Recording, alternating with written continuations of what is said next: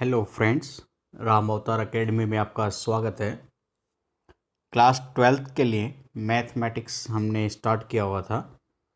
हमारा first chapter जो कि रिलेशंस एंड फंक्शन के बेस पे था वो कंप्लीट हो चुका है। अगर आप हमारे साथ आज नए जुड़े हैं तो इससे पहले हमारे पहले की वीडियो ज़रूर देख लीजिए और चैनल को सब्सक्राइब कर लीजिए ताकि डेली के अपडेट्स आपको मिलते रहें। ठीक है, तो नेक्स्ट उसके बाद हमारा जो चैप्टर आता है वो है आपका इन्वर्स ट्रिग्नोमेट्री फंक्शन। ठीक है, टॉपिक का नाम है आपका इन्वर्स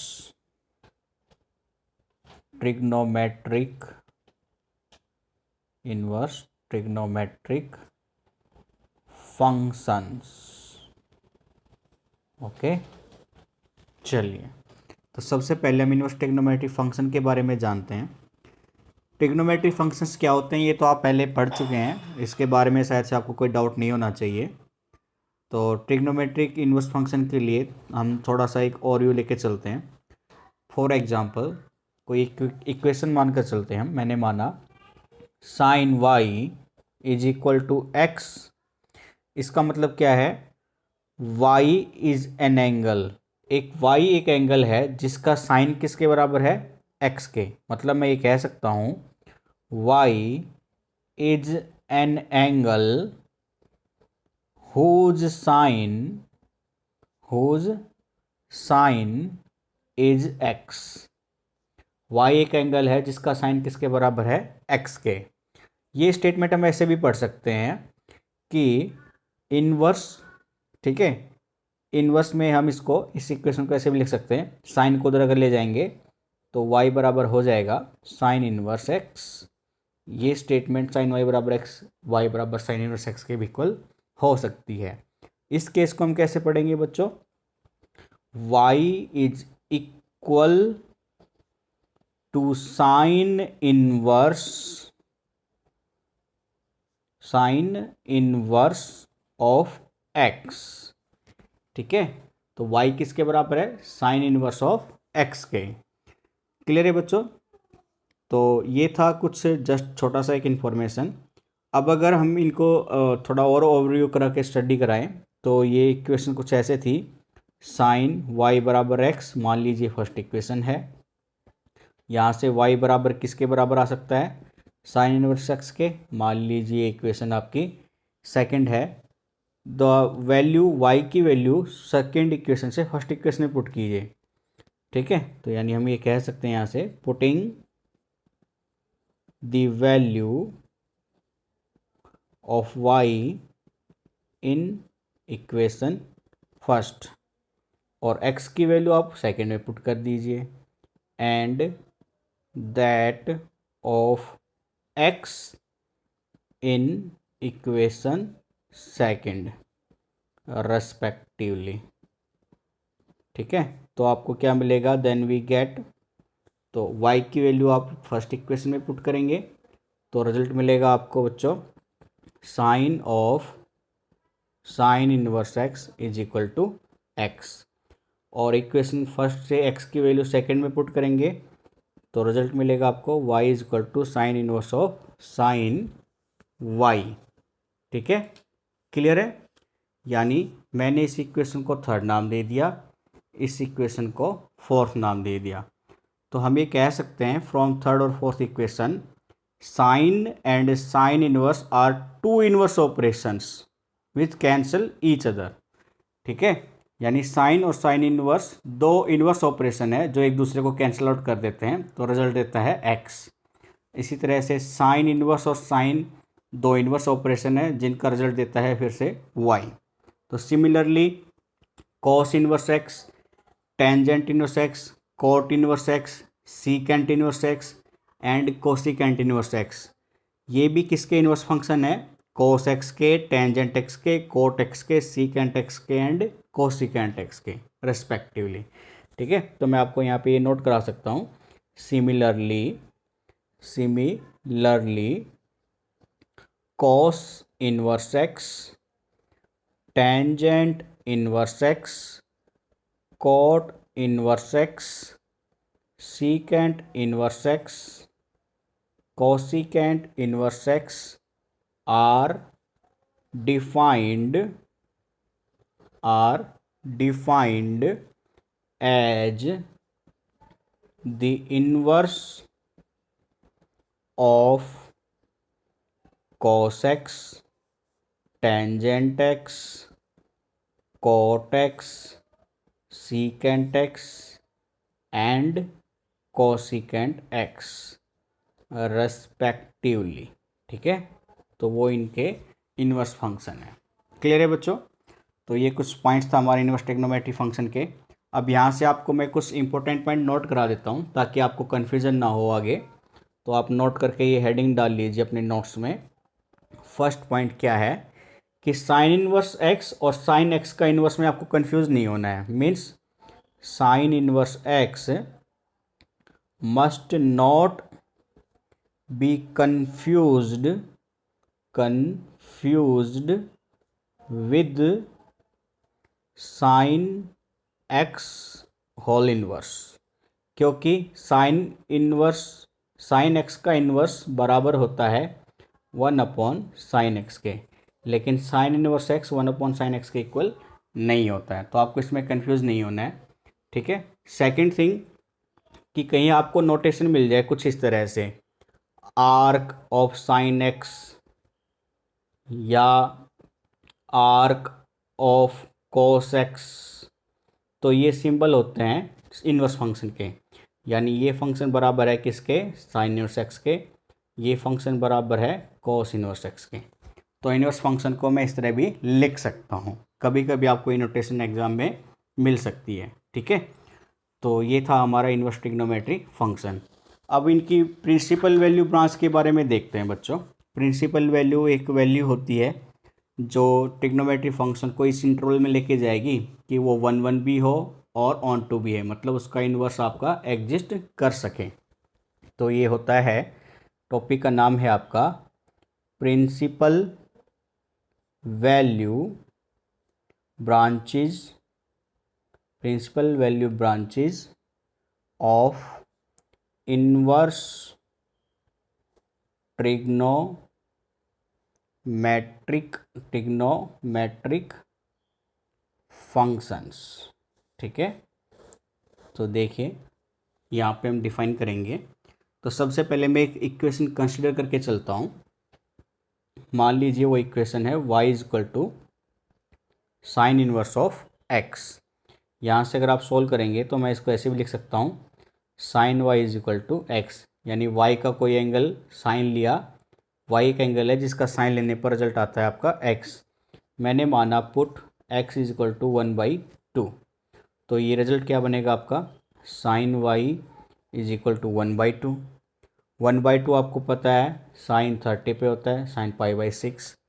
यहाँ से अगर मैं रिजल्ट वैल्यू निकालूँ तो 11th में आपने पढ़ा हुआ है, तो y की वैल्यू आ जाएगी n प्लस -1 की पावर n π/6। ये y की वैल्यू है।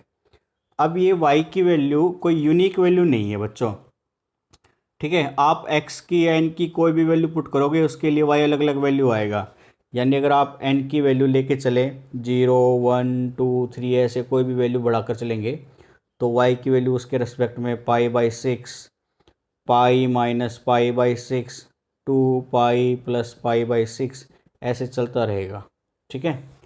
तो यानी मैं ये कह सकता हूँ यहाँ पे y की कोई एक वैल्यू फिक्स नहीं है, वो डिफरेंट वैल्यू कंसिडर कर सकता है।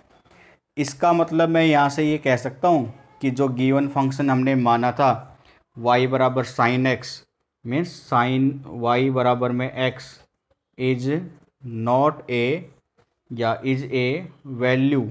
ठीक है। मैनी वैल्यूड फंक्शन, भाई एक मैनी वैल्यूड फंक्शन है जिसकी कोई एक वैल्यू नहीं है। यानी ये फंक्शन ना तो 1 है और ना ही ऑन टू है।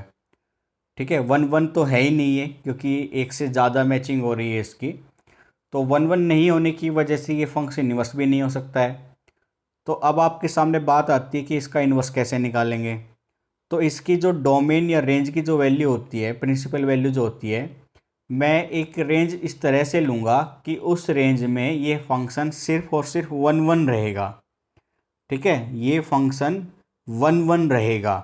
तो यानी मैं डोमेन अगर डिसाइड करूं तो वो डोमेन इसका हो जाएगा, डोमेन इस फंक्शन के लिए हो जाएगा -π/2 से π/2, और ये दोनों वैल्यू इंक्लूड है।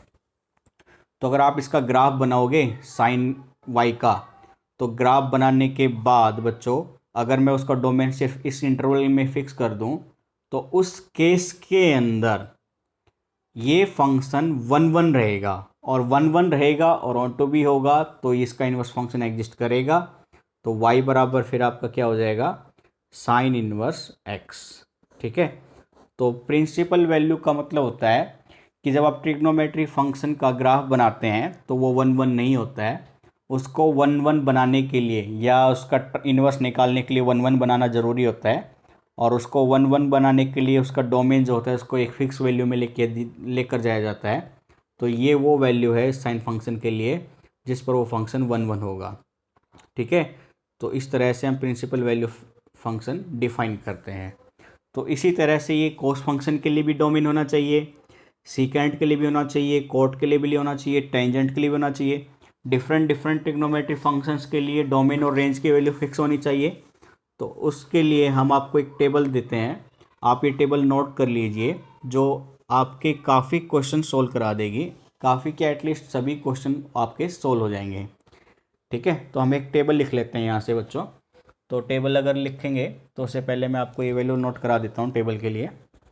फंक्शंस हम इधर लिखेंगे, फंक्शंस इस साइड में हो जाएंगे, डोमेन यहाँ पे ले लेते हैं, और रेंज इधर। रेंज का मतलब क्या है, प्रिंसिपल वैल्यू ब्रांच। ठीक है, principal value branch, principal value branch जिसके बारे में हम अभी बात कर रहे थे। तो ये टेबल ड्रा करेंगे, और ये एग्जाम पॉइंट ऑफ व्यू से काफ़ी इंपॉर्टेंट रहेगी। इसके कुछ 1 2 क्वेश्चन मैं आज एग्जाम्पल की तरह प्रैक्टिस करा दूंगा, बाकी के हम एक्सरसाइज कल ख़त्म कर लेंगे। तो चलिए, मैंने माना एक y फंक्शन है साइन इनवर्स ऑफ x का, तो इसके लिए डोमेन रहेगा आपका बच्चों -1 से 1, और रेंज रहेगी आपकी -π/2 से +π/2, दोनों इंक्लूड है, -1 भी और -π/2 से +π/2 भी। दूसरा फंक्शन मैंने ले लिया कॉस इनवर्स x, तो डोमेन इसमें भी -1 से 1 रहेगा, लेकिन रेंज इसकी 0 से पाई तक हो जाएगी, दोनों इंक्लूड। नेक्स्ट थर्ड हो जाएगा आपका टेंजेंट इनवर्स x, इसमें डोमेन आपके सभी रियल नंबर रहेंगे, और इसकी रेंज हो जाएगी -π/2 से π/2। ठीक है, दोनों वैल्यू इंक्लूड नहीं है। क्लियर है बच्चों। अगली वैल्यू हो जाएगी आपकी कॉट इनवर्स x, इसमें भी रियल नंबर है डोमेन के लिए, और इसकी रेंज हो जाएगी 0 से पाई, 0 और पाई दोनों इंक्लूड नहीं होगी। अगला फंक्शन हो जाएगा सीकेंट ऑफ इनवर्स x, इसमें सभी रियल नंबर, लेकिन किस वैल्यू को छोड़ के, -1 और 1 के इंटरवल के बीच की वैल्यू को, और रेंज क्या हो जाएगी 0 से पाई, बस किसको छोड़कर बच्चों, π/2 को। क्लियर है, ये मैं बताऊंगा इनके पीछे रीज़न क्या होता है। y बराबर cosecant inverse x, real number सारे -1 से 1 के बीच के इंटरवल को छोड़ के, और रेंज हो जाएगा -π/2 से +π/2, किसको छोड़ देंगे हम, 0 को। भाई ये 0 छोड़ने का मतलब क्या है, क्योंकि सीकेंट फंक्शन 1/cos में होता है ना, तो कॉस अगर 1/cos, cos अगर 0 हो गया तो फंक्शन इनफाइनाइट हो जाएगा, cos 0 होता है पे π/2 पे, तो इसलिए वैल्यू रेंज में π/2 कंसिडर नहीं होनी चाहिए। ऐसे कोसिकेंट में साइन आता है, साइन 1/sin 0 अगर ले साइन को तो इनफाइनाइट बनाएगा, इसका मतलब साइन की वैल्यू आप 0 पुट नहीं कर सकते, तो इसलिए रेंज इस तरह से डिसाइड की गई है आपकी। ठीक है, तो ये डोमेन है और ये रेंज है। क्लियर है बच्चों। तो इसके बेस पे हम आज 2 3 क्वेश्चन कर लेते हैं ताकि आपको समझने में थोड़ी आसानी हो, बाकी के क्वेश्चन हम कल करेंगे। ठीक है, देखिए एक्सरसाइज 2.1 है आपकी ये NCERT की बुक्स पे बेसिस पे। तो इसमें बोला गया है find the principal value of the following. First question है साइन इनवर्स ऑफ -1/2। मैंने माना गिवन फंक्शन के लिए प्रिंसिपल वैल्यू है x, तो बराबर x रखा। वो साइन इनवर्स उधर चला जाएगा तो वैल्यू बन जाएगी साइन x इजक्वल टू -1/2। ठीक है, -1/2, तो 1/2 होता है π/6 पे, तो ये फंक्शन बन गया -sin π/6। माइनस में अंदर ले गया क्योंकि रिजल्ट आपको पता है साइन माइनस थीटा किसके बराबर होता है, माइनस साइन थीटा के, तो वैल्यू साइन -π/6 लिख ली हमने। साथ ही मैं ये कह सकता हूँ कि साइन इनवर्स फंक्शन के लिए जो रेंज होती है वो है -π/2 से π/2, जो अभी हमने टेबल में लिखी थी, -π/2 से π/2 साइन के लिए रेंज है। यानी x की वैल्यू आपको इसी इंटरवल के बीच में लेनी है। तो मैंने देखा x की जो वैल्यू आ रही है वहाँ से साइन कटने पर x की वैल्यू आती है आपकी -π/6। तो x की वैल्यू कितनी आ रही है बच्चों, -π/6, जो कि गिवन इंटरवल के बीच में ही लाई कर रही है, इसलिए इसका प्रिंसिपल वैल्यू क्या हो जाएगा, -π/6। ठीक है। सेकंड क्वेश्चन में आपको बोला गया है प्रिंसिपल वैल्यू निकालनी है cos इनवर्स √3/2 के लिए। मैंने माना इसका प्रिंसिपल वैल्यू फंक्शन x है, वो cos इनवर्स उधर लेके जाऊंगा तो cos x √3/2 हो जाएगा। √3/2 cos π/6 पे होता है, यहाँ से cos कैंसिल हो जाएगा, x की वैल्यू आएगी बच्चों π/6।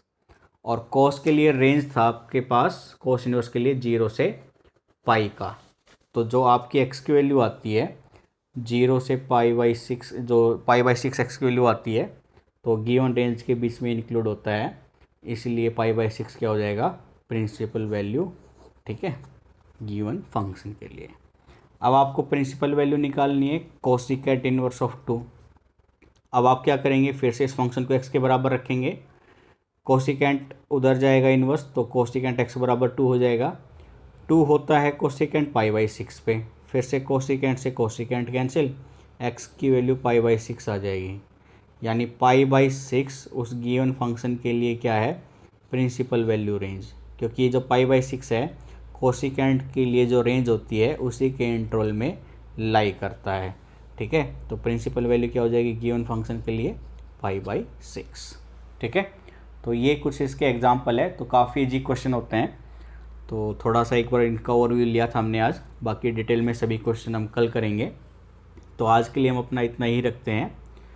इस यहाँ तक कोई डाउट हो तो आप कमेंट बॉक्स में ज़रूर बताइए, आपकी प्रॉब्लम रिजॉल्व की जाएगी। और कंटिन्यूस चैनल को रखें अपने साथ, और चैनल को सब्सक्राइब करके रखें, अपने दोस्तों के हमारे बारे में बताइए। ज़्यादा से ज़्यादा वीडियो को लाइक कीजिए, शेयर कीजिए और चैनल को सब्सक्राइब कीजिए। ठीक है, तो आज के लिए हम इतना ही रखते हैं अपने सेशन को। Okay, bye bye, take care.